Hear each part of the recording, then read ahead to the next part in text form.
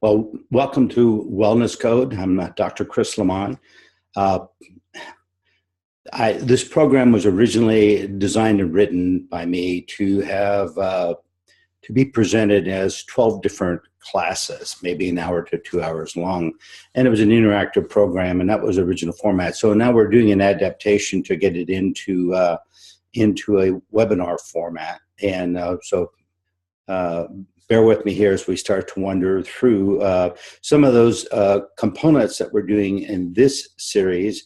Is that we'll do these discussions, or I'll do this training. So I'll facilitate this training facility for about an hour, and then I'll send you this link, and I'll send with that a lot of material that went along with the interactive piece. Then on the scheduled time on a Tuesday, I believe, I don't have the schedule in front of me, on a Tuesday around 6 o'clock Pacific Standard Time, what I'll do is we'll come back on to this webinar format, and we'll do a record. You guys can go ahead and call in, and we can then play through and have a discussion and find out what the results were with some of the exercises that would be normally in sequence as we're doing the class, if that makes any sense. So this is Wellness Code. It's kind of, to be able to make changes in your life in 12 hours of training is in itself quite amazing. So we'll see what we can do with this. It'll be a lot of fun. We've got some great results in having a group of people in person. So this is our first attempt at being able to have it as a webinar format, as a training series that we can put out there in sequence. Okay, so let's start out with the concept, Wellness Code. And let's take the two words apart. And the first thing I want to start with is the idea of wellness. I did send to you some format of a definition that's a dictionary definition that had probably a lot more material on it, but it basically was the word wellness in the dictionary definition. Now, I'm assuming that most of you guys know that dictionary definitions change because of the use of the word. So usually what they'll do is they'll have the oldest use first. This is the way the word was originally assembled or used, came into the language. And then as it got modified from use, it changes and it changes and changes. And that's what we see when we look at dictionaries. So let me start with that so we can get kind of on a base of wellness and what I mean by that term. It starts out with the first and the oldest statement on there, and that is the state of being in good physical and mental health. Wellness, the state of being in good physical and mental health. And so that is the actual component that I'm trying to establish in Wellness Code. That's the definition that I play it off of. I want it to be a state of being. All right. And we'll talk about that in great detail. And you will learn in the next 12 months, 12 months. You'll learn in the next 12 months how to establish those states, how to manage those states, how to establish range for them, and how to play within the context. Okay. It's a lot easier than you would think. And it's very normal stuff that we do all the time. Okay, the second definition they put on there, and you can see we started to deviate when we started to move into a modern meme cultural change that occurred. The quality of a state of being healthy in body and mind, especially as a result of deliberate effort. All of a sudden, we started acknowledging the overachievers and the people that put huge amounts of effort into things to accomplish change as if it was the only way to do it. We weren't really designed that way, but we've become that way to a great degree. Look at the world we live in, but it's not working very well. Look at the world we live in, right? You see people hit thresholds all the time and they just react tremendously, right? And we'll talk about that as we progress in. None of that is healthy. And so we can't really have a wellness program unless we have healthy components within it. It has to be within the structure of a range. We'll talk about that in great detail. And the last one on the list that I sent you, an approach to healthcare that emphasizes preventive illness and prolongs life, as opposed to emphasizing treating diseases. We've abstracted it. And that tells you that it's almost like an abstraction. It's like someone else is going to take care of this. A system's already in play. Something's out there. To a great degree, probably it's getting closer to the truth, but it's not taking any authority or accountability for what's going on. It's as if someone else is doing it, I'm not. So those are the ways that living on this planet has progressed, right? A few thousand years ago, you went out and found your dinner, you built your place you lived, your life was the structure you made of it. And then we moved into things where we wanted to accomplish greatness. We started getting tribal communities. We started building together. Tribes were 40 to 60 people. It's kind of interesting. It progresses along as we moved into greater complexity and greater technology. Now we can afford to have hundreds of thousands of people living in community, and we're at a place right now where we have a global community, right? I mean, it's developing, but most certainly we have a global community. Look at your newspaper. There, 100 years ago, there would have been nothing on the paper, but what happened in America a few hundred years ago would have been just a community paper, right? Now all of our newspapers are global papers, without a doubt, right? So this is the idea of wellness. And the idea of wellness, once again, is my definition that I'm using is a state of being in good physical and mental health. And that's the goal. Now let's talk about code. A state is like a template, kind of like a computer. You turn it on and it operates. And it's all in there as a sequence of patterns or a sequence of codexes that has it operate automatically. We humans are very, very similar. We only have what George A. Miller wrote in his paper, 7 plus or minus 2 parts that are conscious of in our short-term memory. So that means our operating is pretty much somewhere around 93% unconscious. The unconscious is not all about you, no matter how narcissistic you are. The unconscious is not all about you. So the unconscious is just programs. That's all it is, just automated programs in this biological piece that seem to run. We establish those programs and we start to run them. They operate pretty well. We dip into them and we can find out answers. The meaning originally of the word intuitive was our ability to drop in to a series and find out what was most familiar. I gave you 2 other examples that I emailed to you. One was a little article where all the words were misspelled or scrambled, right? And for you to read that, I wanted you to notice that if we write a paragraph and we use the first letter and the last letter of the word, we can scramble everything in between.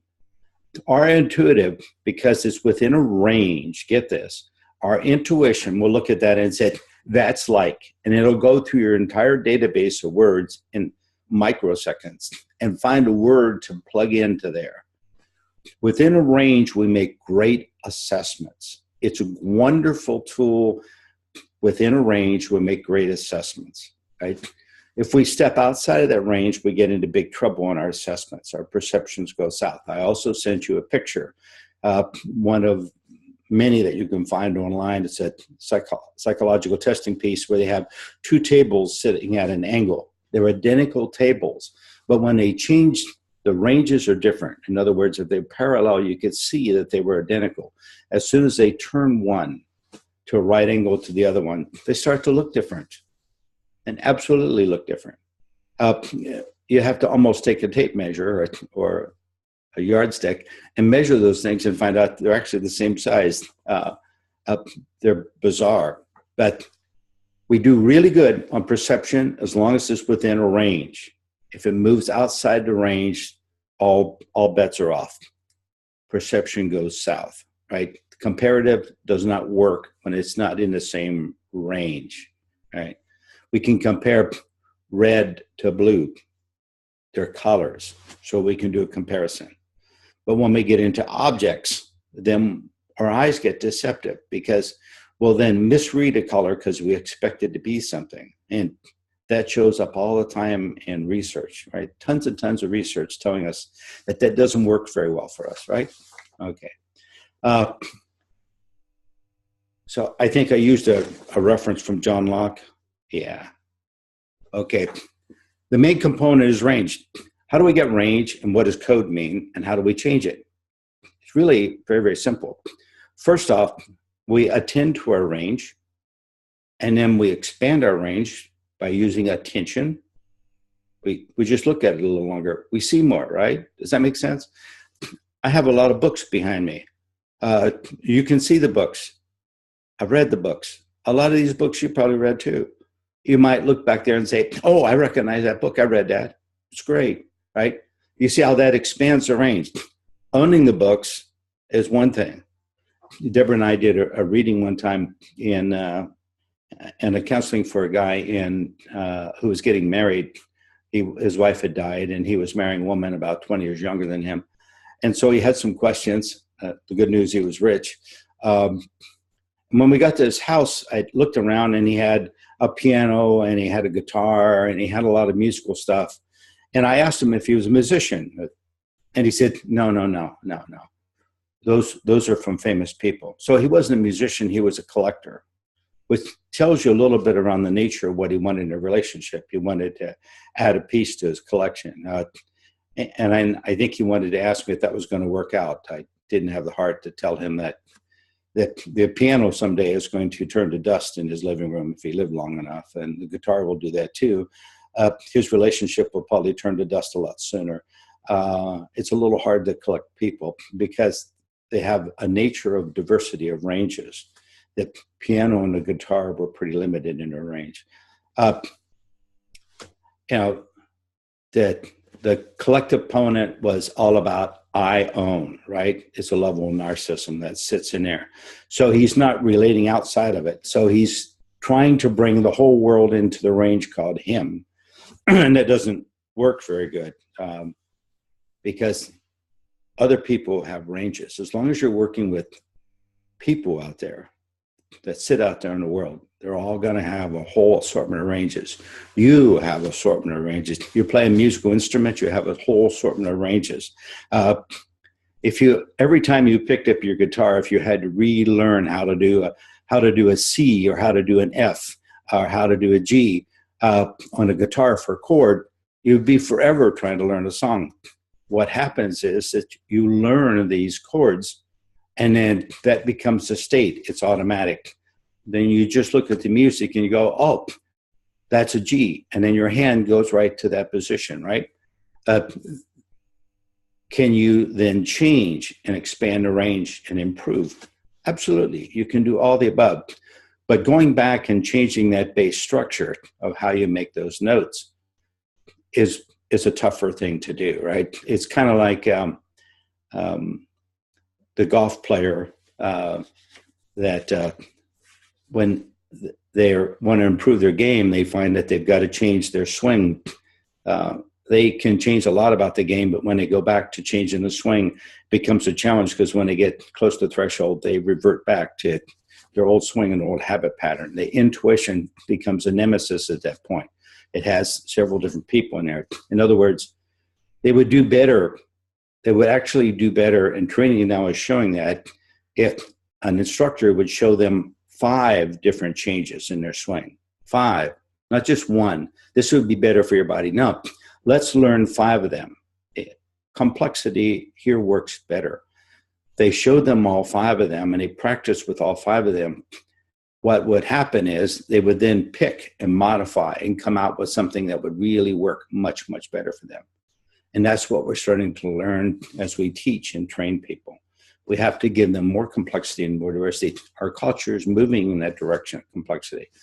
Complexity allows us to be able to entertain and find not only what is most familiar within a range, but it allows us to sort out and find the most appropriate range. And so the range for a golf swing that's the best might be best on the person that's doing the golf game, right?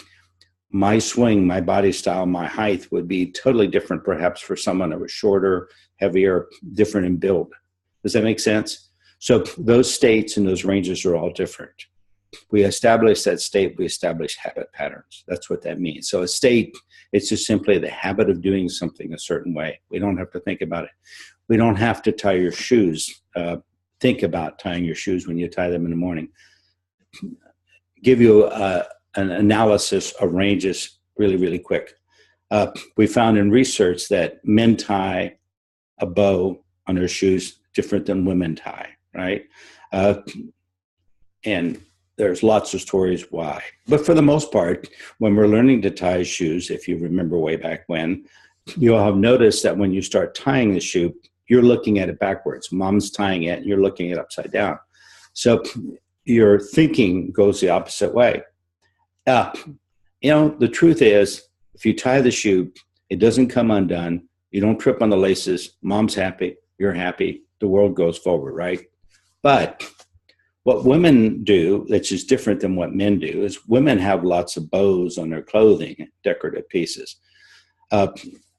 Men, for the most part, except for maybe sailors and Amish, don't really have clothes they tie on. So they don't get involved in the fact that the bow needs to be straight. You see a little girl and a bow on her dress is crooked, dad tied it for her. Probably not mom. Mom would have tied the bow so it goes straight, right? So that all it is an expanded range. But you didn't need that information to tie your shoes as a boy. Therefore, you never sought it out. And now to change the habit of tying that, so that I had a daughter, I had to really pay attention to get the bow straight, because that's not the way I tie it. And I had to stop and I had to think about it a little bit. I was so glad when she turned 18 and left, because I didn't have to worry about tying a bow correct anymore. Of course, I got a wife too. But most certainly that's just has to do with the nature of range. When you expand the range, you find lots of skill sets within the nature of it, right? That's what we're going to do with wellness. We're going to play with that. We're going to be able to go into that. We're going to be able to establish a bigger range. And we're going to establish a habit of doing it rather than a task of doing things. Much, much easier, right? We're going to mature our intuition and allow it to sit on a range and automatically come up with options that are preferenced, rather than us have to figure it all out. And that's a goal. And we'll get you doing that within 12 months, right? Okay. The tool that we start working with to make all this occur is, in the very, very beginning, is we start out with attention. Attention is the most useful element because it's what pushes the range out. I said earlier, when we start to look at it, the other night we were watching a Miami Vice show, which is just a video that someone had sent me. And we were watching Miami Vice, and I listened to the lieutenant say to his investigators, go back to crime scene, look again, go back to crime scene, look again, go back to crime scene. You missed something, go back to crime scene. And they returned to the crime scene, and every time they came back with another shred of evidence, another little trace of something. Right? This is how we expand range. We spend more time attending to it. Our first goal in this particular program is to get you to start to become a little more practiced in attending to things, right? It doesn't have to be hard work. It just needs to be something fun to do for a short period of time. Attend to things. I can remember when I was in college, I sat down on, I can't remember what class it was anymore, but I remember the teacher in the class was talking about their personal life, and he had said that he was worried about his health. I think he had a thyroid problem. And he was worried about his health, so he started writing down all the food he ate and attended to it. And he learned a lot about how he eats and what he does. And I heard him say that, and I thought, well, that'd be kind of interesting. I didn't have his health issue. I didn't have one at all then. But I thought it'd be just kind of fun to play with that. So what I did for the next month, I walked around with a little notebook in my pocket, and I wrote down everything I ate. And it was amazing. I found that probably majority of my diet was fried food, which is no big shock, but it was a shock to me. I thought I was actually eating somewhat healthy. And I learned that maybe I wasn't eating so healthy. I really learned an awful lot about the unconscious pieces and the choices that I would make when I would sit down in a menu and order something. It was always fried, from bacon and donuts and hamburgers, French fries, everything was fried. I lived on an almost totally fried diet. And it was just an eye opener to be able to do that. I didn't all of a sudden say, oh, I'm going to change my life. I'm going to blah, blah, blah. No, but I just noticed it. I did it just for fun. I just wanted to see what I would discover about Chris. And I did. I discovered something. And did my life change? Yes, but I didn't have to change it. Every time I would go to order, I would look at that. I'm thinking, yeah, I'll get that. And I'm thinking, oh, come on, Chris, that's another fried thing you're doing here. It's like, wow. It's like those words with the first letter and the last letter. I can scramble all of the other letters and you can still figure out the word. I just looked at the menu and I all of a sudden started to see that all those options were within now a much bigger range, because I noticed my range was pretty small. Fried food. I had never even consciously knew it was fried food, but it most certainly was. And I pushed that range out and got a lot of diversity. Now today, I'm almost fanatic about trying new stuff. As a matter of fact, I make something, my wife says, oh, that was really good. Or she makes something and say, well, that was really good. Then it's like, we should have it again because it was good. No, we should have something totally different. We should just keep exploring. I'm sure I drive her totally nuts, and rightfully so, because I'm still trying to explore something. I'm still trying to get more diversity. I think an awful lot of attending to that and more attention to it keeps expanding the range greater and greater and greater. You can tell that you've expanded the range when you have windows within the range. Food is great. We have what? We have Cuban food. We have Spanish food. Then we have Indian food. Then we have Chinese food. So I have categories within the ranges. And it's really odd when you look at something and you go, well, this was a Moroccan dish, but if I put curry into it, what was going to happen to it? So it's almost like there's a whole adventure that eventually materializes about, and this is what we see in the food industry, this fusion of one culture into another, right? There is a Creole restaurant that we go to that's Japanese fusion. In other words, Japanese guys own the restaurant and they do Creole food. So it's a fusion. It's Japanese type of food and thinking done in a Creole style or Cajun style. So the combination of the two makes for very interesting. Just kind of fun. You see how categories within ranges still has, our intuition still works, but now we're mixing categories. We're expanding those ranges. We're diversifying that. As we make more and more discernment, we make wiser and wiser and far more fun decisions in life.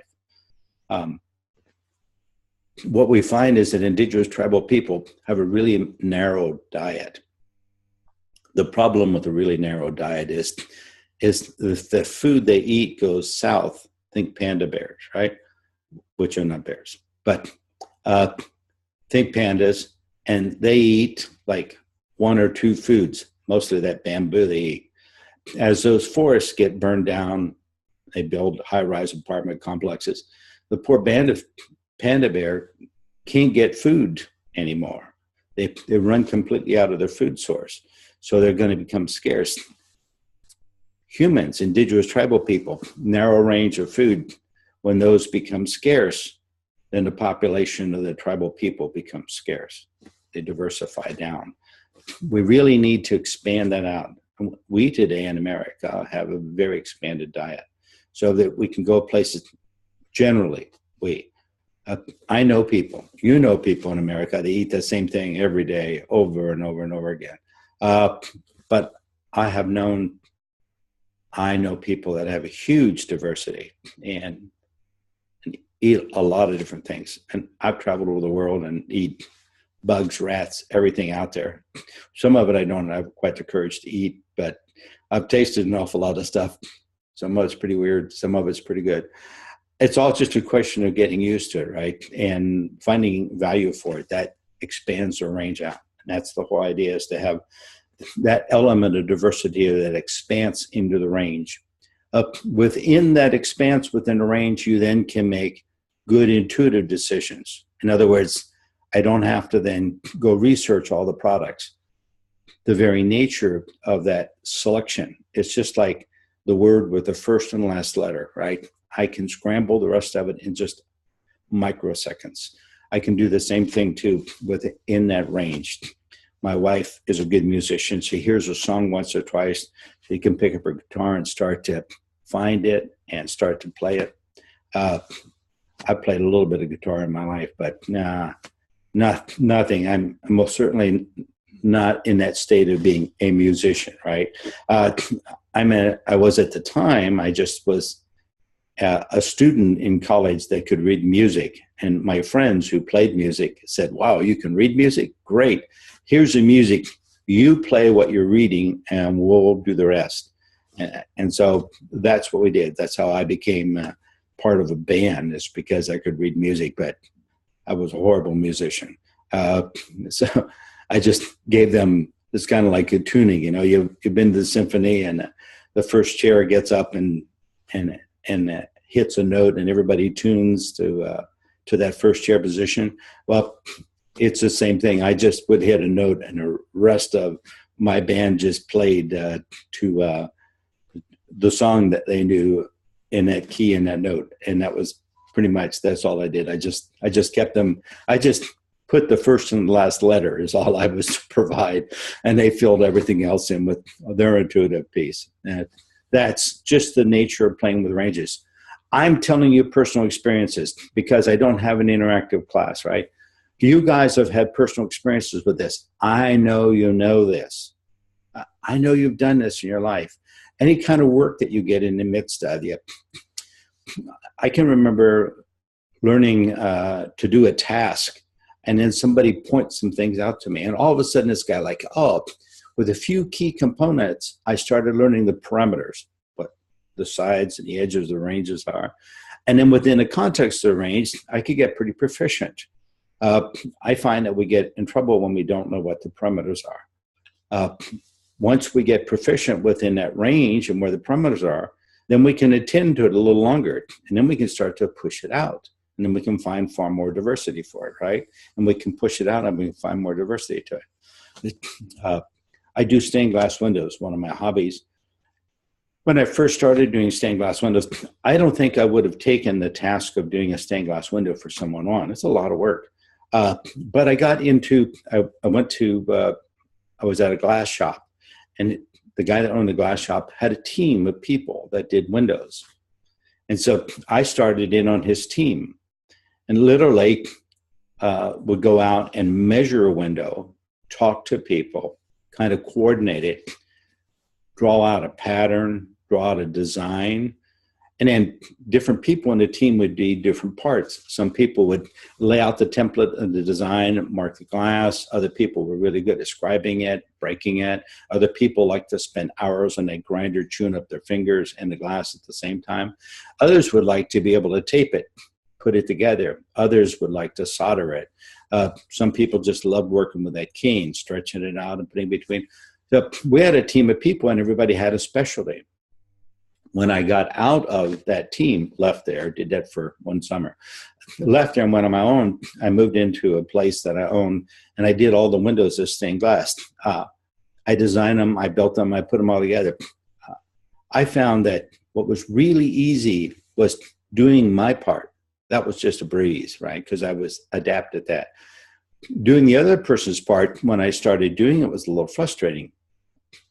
My brain wanted to go off and said, I don't know this, which meant that intuitively, it's not familiar.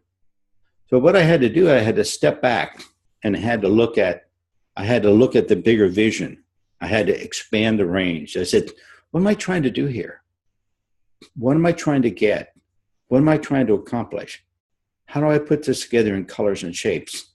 How can I have this together with a cut ratio of 7:1?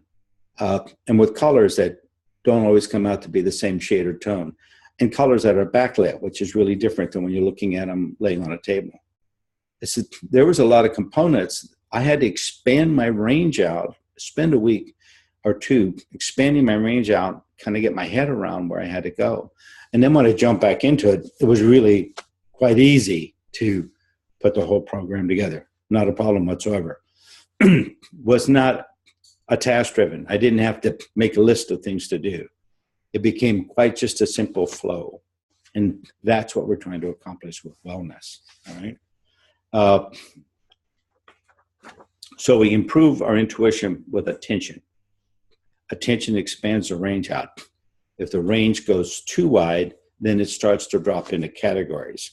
If it goes into categories, then it's hard to get in one view. Once again, sometimes if a view is too big, you have to then narrow it down or have somebody in charge, like we do in business, different categories, different divisions, right?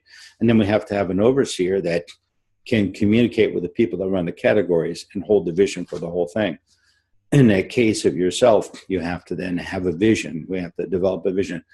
In these 12 months, we'll start to develop a vision of expanding out those ranges and attending to it, expanding out. Then the automatic program is going to start to get recoded. And we'll show you some great techniques that allow you to recode those unconscious pieces, right? It's not necessarily a secret. It's data that's out there. We most certainly use it all the time. We just haven't always applied it in every aspect of our life. People skilled in one aspect of their life don't necessarily have those skills flow over to the other aspect of the life. They can, but they have to do it with some intention, right? They have to attend to it and drive it in that direction. It's just not an automatic thing. You would think that some people understand mathematics and therefore can see number relationships and maybe can relate that to music. But other people are really good musicians and can't balance their checkbook. So numbers don't work out good for them, right? You see all that diversity, right? Those lines don't always cross. Lots of them stay parallel, right? And so that's the very nature of it. Okay. I will be sending you the Wellness Code, which is a pretty good sized book. I will send you some each month so that you get them and have that in front of you before our chat comes up on that Tuesday this month, so that you've got that material to go over and look at and kind of bounce off and read the material that's on there. And there's a few pictures on there. I think I have them all in PDF so that I can mail them out and they'll get them to you. They'll email to you in text so that you can kind of play with it and get the very nature of what I've been talking about, right? So so I'm trying not to, as you can see, I'm using one sheet rather than read from the book, so that I'm using different examples and different notes than what we got in the book. So it gives you a little more diversity in it. I'm trying to establish the idea that there's an unconscious piece that's operating in there. Most certainly you've got it in operation. It's going to run around 93% of everything you do.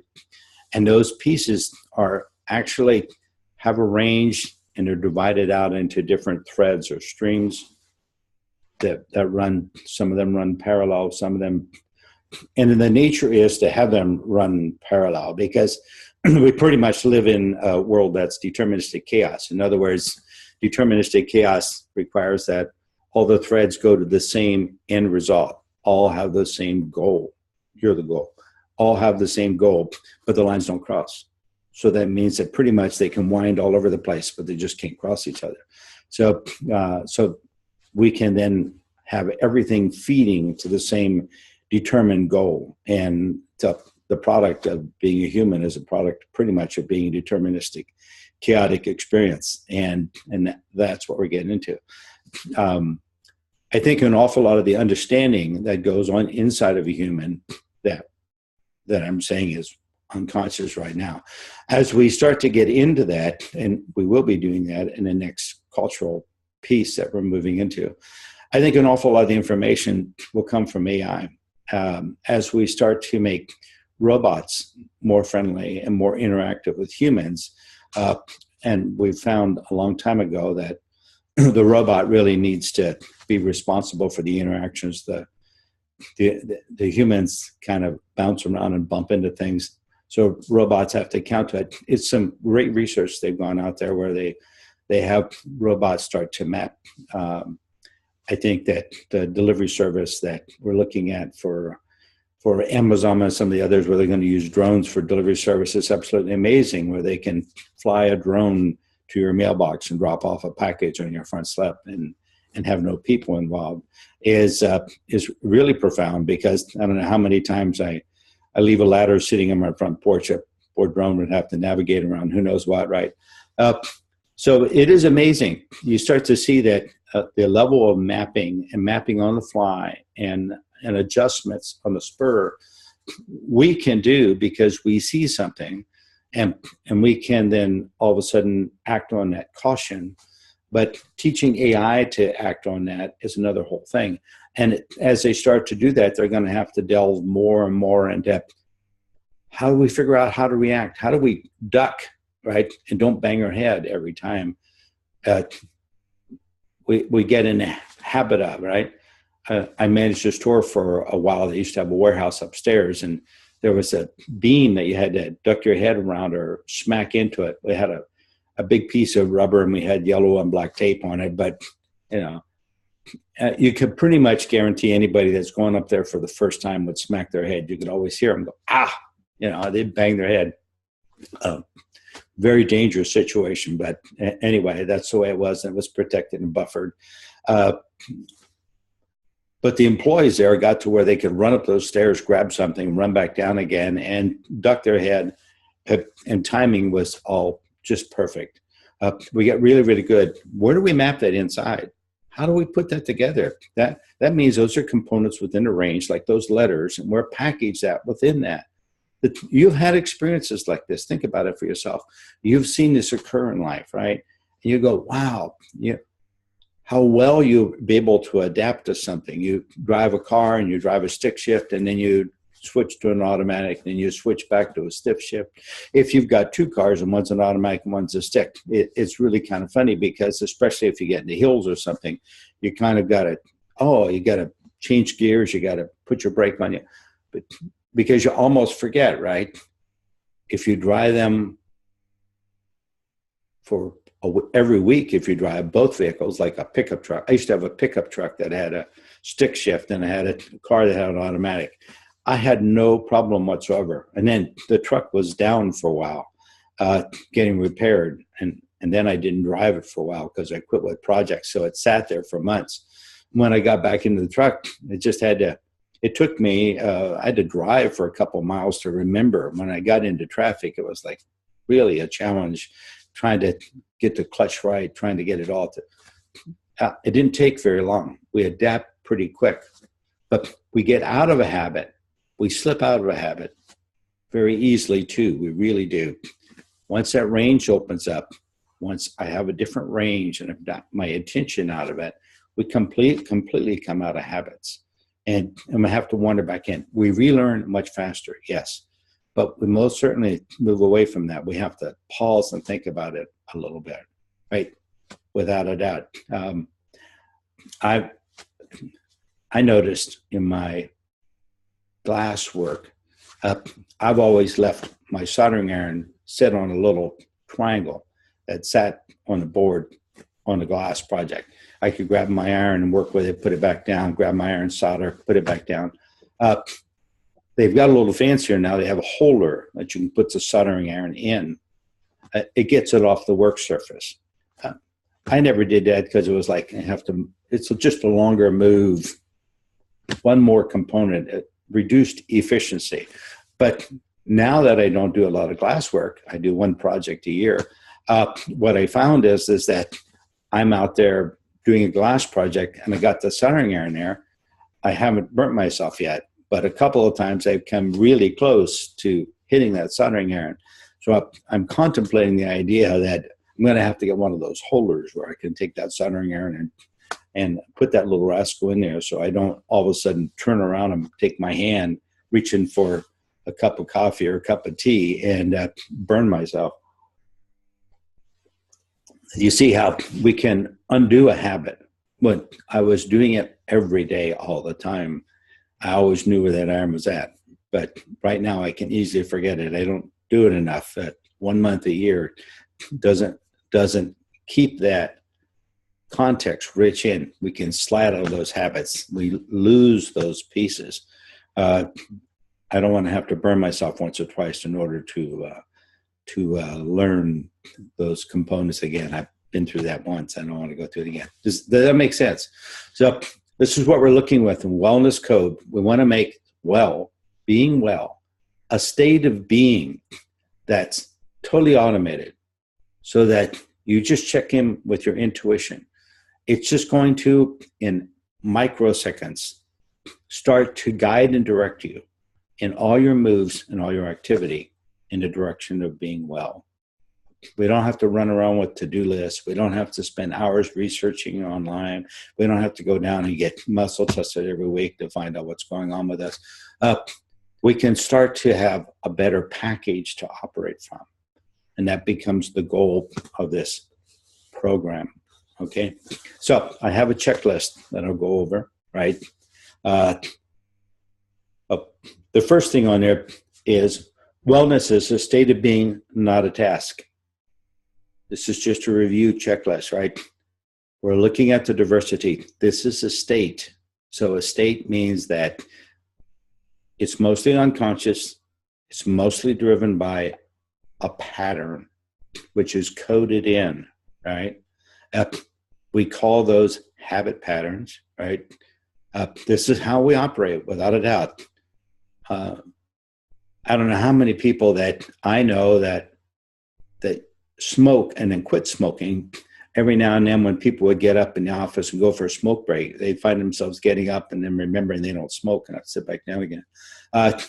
It's those unconscious pieces take a little while to get out of the habit of. Most certainly, right?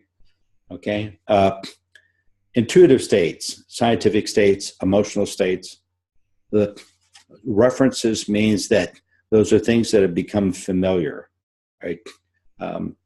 You set up, I have my shop set up so that I can find things, right? I put them somewhere. I reference things by location, so they're referenced over there. I have a friend of mine that her house is quite novel. She's a scientist, and she has everything in her lab labeled. So when you're in her house, you'll notice that every drawer in the kitchen has labels on it. She looks for the labels. I look for location. She looks for labels. You see how things get coded in a different sort of way, right? So we look for patterns. We look for labels. All right. So I want to give you a model.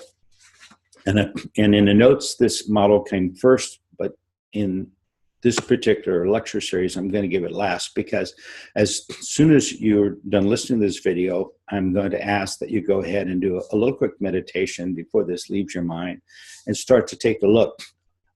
This has nothing to do with our wellness code. It has to do with how we relate to models. And I'm going to use a very simple, very basic model for you to play and look at in those components, which one of those is the range that you live in, right? Let me give you three of these. They're personality types or personality traits, okay? So there are different types of people, personality, different types of people, right? Okay, type 1 is a visionary person, okay? A secure person here may envision a huge view of the world with lots of complexity, but may overlook small details.